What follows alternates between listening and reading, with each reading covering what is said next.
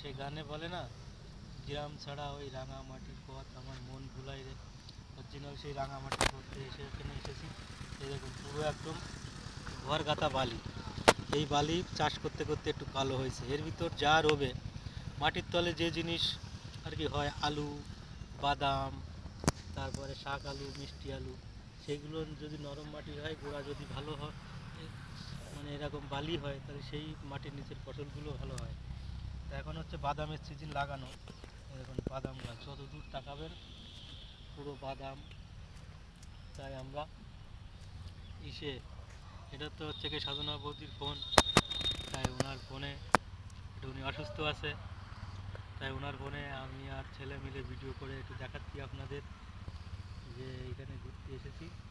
ঘুরতে এসে এবার এই যে বাদাম দেখুন লাইন দিয়ে কত সুন্দর রাঙা মাছটা, যত দূর তাকাবে তত দূর শুধু বাদাম আর বাদাম।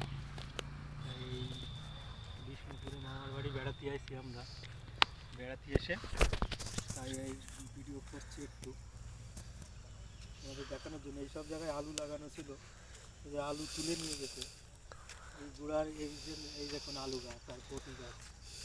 এই আলুগুলো যখন লাগানো হয় তখন এক একটা গাছের গোড়ায় আলু যখন তুলেছে 1 কেজি 500-700 এক একটা গাছের গোড়ায় আলু হয়। আর এখন আলুগুলো তুলবে, বাঁধাকপির দাম নেই বলে দেখুন বাঁধাকপি বিক্রি হচ্ছে না। আজকে হাটে গেছিলাম, এইখানের যে বড় মানে সবজি মার্কেট, পাইকারি মার্কেট, আমরা এই মামার ছেলে ভাইয়ের সঙ্গে গেছিলাম হাটে, সেই ওলা শাহাপুর। সেখানে সে সবজি বিক্রি নেই। 5 টাকা শসার কেজি, 5 টাকায় 1.5 কেজি শসা, 5 টাকা শসার কেজি। লঙ্কা 20 টাকা কেজি। আর আপনার মটরশুঁটি নিয়ে গেছিলো 17 টাকা কেজি।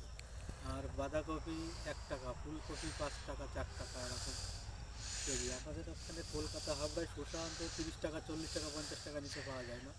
আর এখানে পাইকারি 5 টাকা। আলু 5 টাকা বলে তুলছে না কেউ, বলতে গেলে আলুর এত দাম কম, এখানে 5 টাকা। সবজি চাষিদের এমনই একটা ব্যাপার, চাষিরা যখন চাষ করে যদি ঝড় বৃষ্টিতে ফসল না হয় তাতেও ক্ষতি, চাষ হয়নি খরচা উঠবে না। আর ফসল হলেও লস, অতিরিক্ত ফসল হয়েছে, এবার বৃষ্টি হয়নি শীতকালে, তাতে দাম কমে গেছে, তাতে লস। এই রকম আলু, বাঁধাকপি,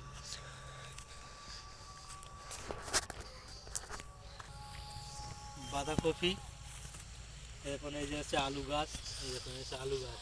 বাঁধাকপিগুলো কত সুন্দর দেখতে, দেখুন পুরো একদম গোলাপ ফুলের মতো লাগবে। এই দেখুন,